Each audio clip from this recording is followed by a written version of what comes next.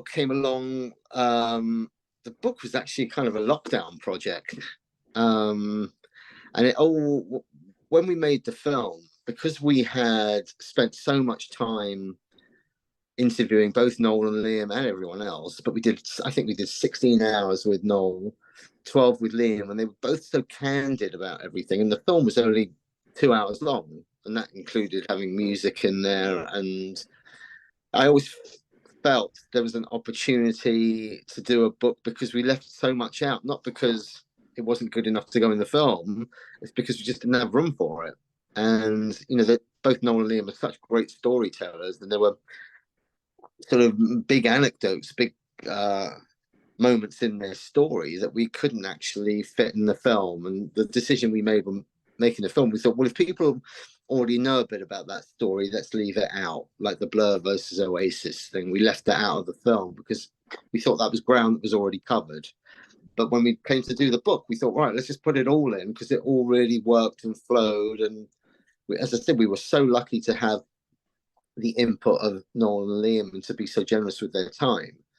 And so my first, I wanted to do this, but, I wouldn't do it without their blessing. So I asked them both if they were up for it, and they said, sure, yeah, let's that sounds like a good idea, let's do it. And so they've both been, very encouraging and supportive from the get-go. Actually, they were very supportive of the project. So and it's just a great way of telling their story. I think the film, Matt Whitecross, who was the director on the film, did a fantastic job in piecing it together. And it's hard when you do a archive-driven piece with no talking heads. And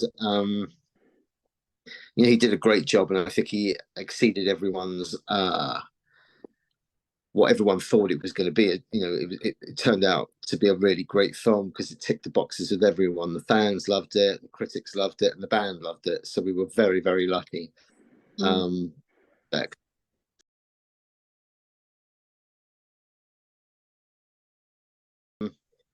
It's a conscious decision.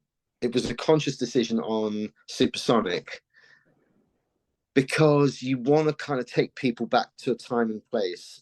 And so if you keep cutting back to a talking head and they wearing a different jacket, or they're wearing, whatever it is, it kind of takes you out of the moment and out of the drama. If you're just hearing their voice, then you're back in that place in time that the pictures are taking you to.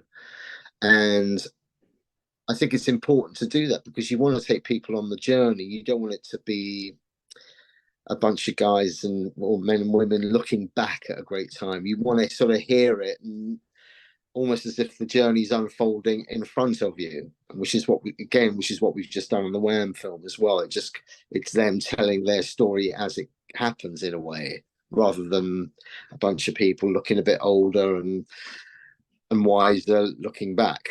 And also Noel pointed out to me when we did Supersonic, because Noel has that, if there's a camera there, he kind of plays to the fourth wall a bit. He even said to me after we did the first interview, he said, listen, stop me going into stand-up comic mode, because everything kind of had a bit of a punchline and a wink to the camera, or a wink to the interviewer or to me or whoever.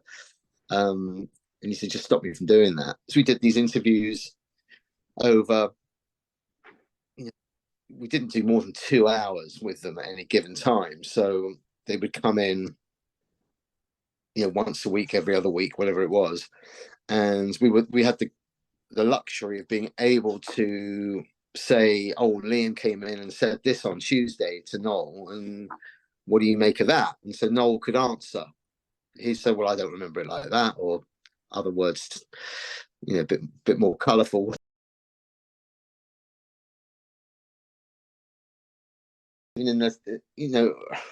Most people remember the stories as they happen, but the way they felt at particular moments, that's where you kind of get the honesty. Like, for example, when they go on that ill-fated ferry trip to Amsterdam, Liam's take on it was like it was kind of like a party. Noel's take on it was like, oh, you know, this is what we've been working for, and now you're throwing it all away, you know. So it is that became, you know, I guess you start to look at things and react to them from your own perspective. Their mum, which I think is a sort of uh, she's such a lovely lady, and I think that's at their core. Not even at their core, Noel and Liam are really lovely guys, and I think it's down to the fact that, you know, their mother, you know, they love their mum and their mum loves them, and that's kind of what makes them tick in a funny sort of way. And I've always got on well because I knew both of them for a long time before we made the film. So I think there was a level of comfort. I mean, that's why Noel came to me wanting to make the film, because I think they felt they could trust me and, you know, they weren't going to get stitched up. And because I'd known them both for a long time, and I'd also, you know, got to know Peggy over the years, because Liam's house and my house for a while, our sort of gardens, by strange coincidence, backed onto each other. So Peggy would just pop in for a cuppa every now and again, and it was always lovely to see her. So yeah, they, you know, they're kind of good people, and she's a good person. So that's kind of what makes them kind of have a real heart, I think. Very first thing he said, who's going to be the hero, who's going to be the villain, and you know, there's a little bit of that hero and villain in both of them. I don't think that no one comes out as one or the other in this book. I think it feels very honest, and they both have their, you know, chinks in their armor or whatever you want to call it. Then neither of them are perfect, but they're just, you know, they're brothers, you know, and it's kind of what made, it's like Noel said, it's kind of what made them successful, but in the ultimately it's what drove them into the ground. So it cuts both ways, that knife.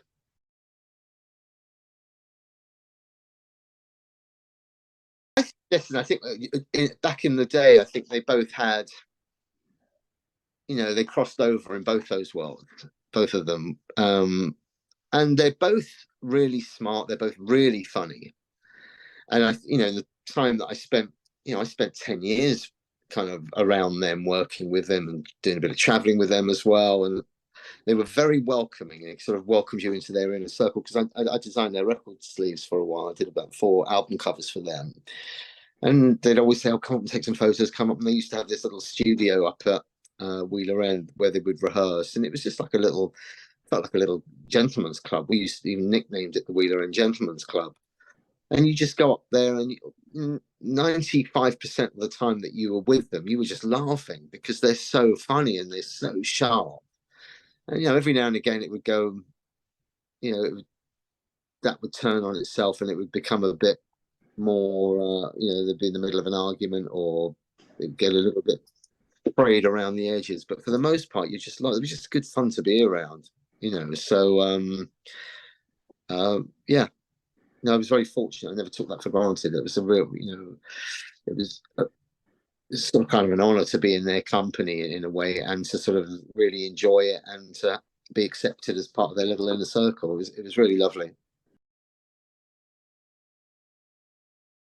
Both love it, yeah. I mean, Noel, you know, even gave us a nice quote saying, you know, he'd never laughed so much when he read the book. You know, he's just really enjoyed it. And they were both, you know, Liam said the film was biblical, and yeah, they both have been really supportive, because it turned out great. You know, it's not, you know, the film really, as I said, it exceeded expectations, and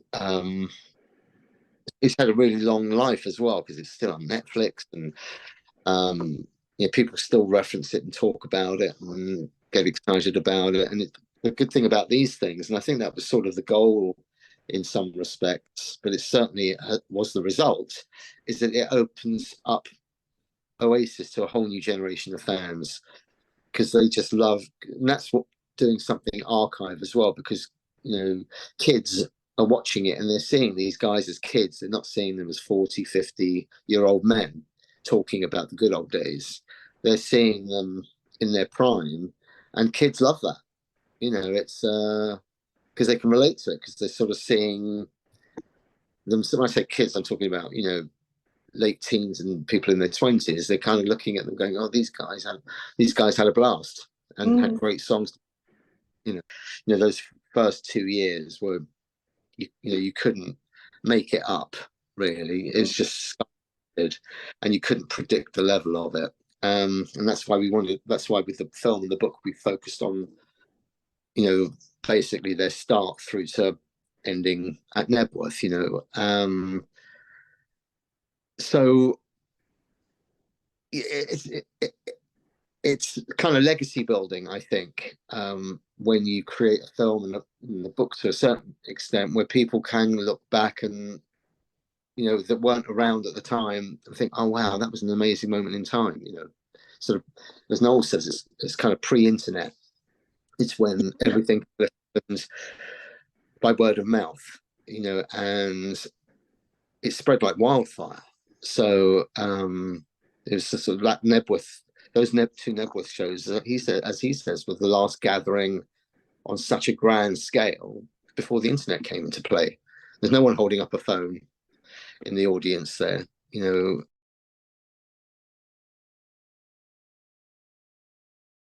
In many respects,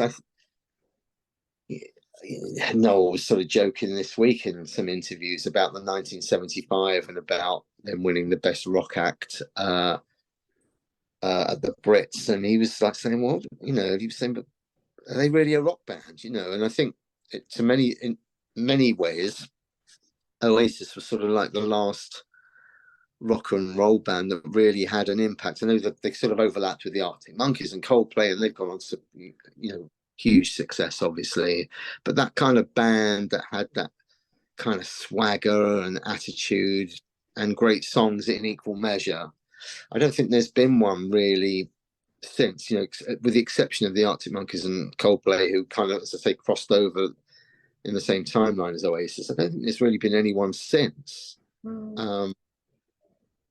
And because I think the record industry has changed so dramatically as well, and I think it's very hard now, and unless you have sort of independent finance to keep it going, because, you know, you don't get, you know, record companies don't operate in the same way perhaps as they did.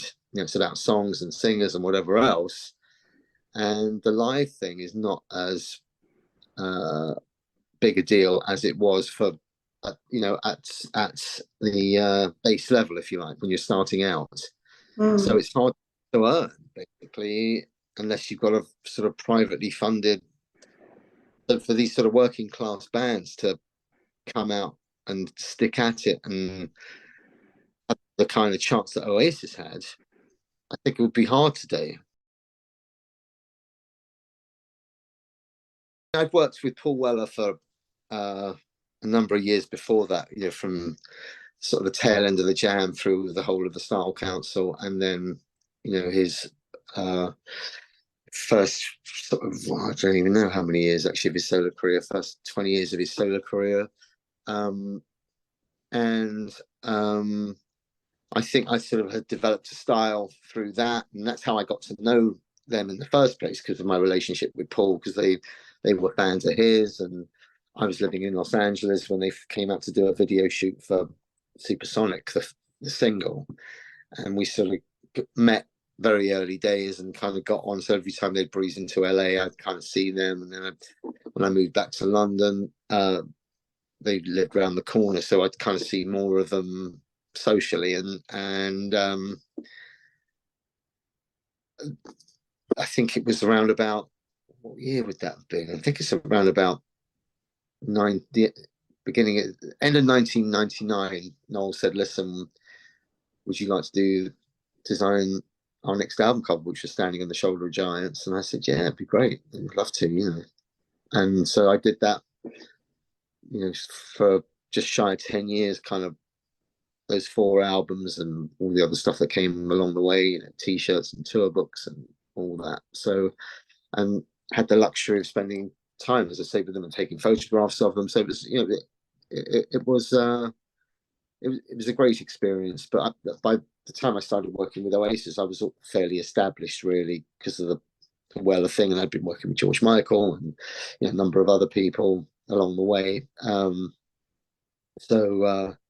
Madness and Nick Hayward, and yeah, it's a lucky job to have, really, because it's you kind of I really enjoyed designing record sleeves, and it was just at a time when vinyl was still a solid thing, so people cared about having something that they could hold and look at and read, and having the opportunity of, like you mentioned, Stop the Clocks, but working with Peter Blake on that, because I'd already worked with Peter on the Paul Weller album Stanley Road, and it was great to work with him again. And I was fortunate enough to work with him a couple of years ago on a Who album as well. So that was great. And on that one, we did a photo shoot with David Bailey, who I just got to know at that time. So it was great to work with all these sort of iconic creative types.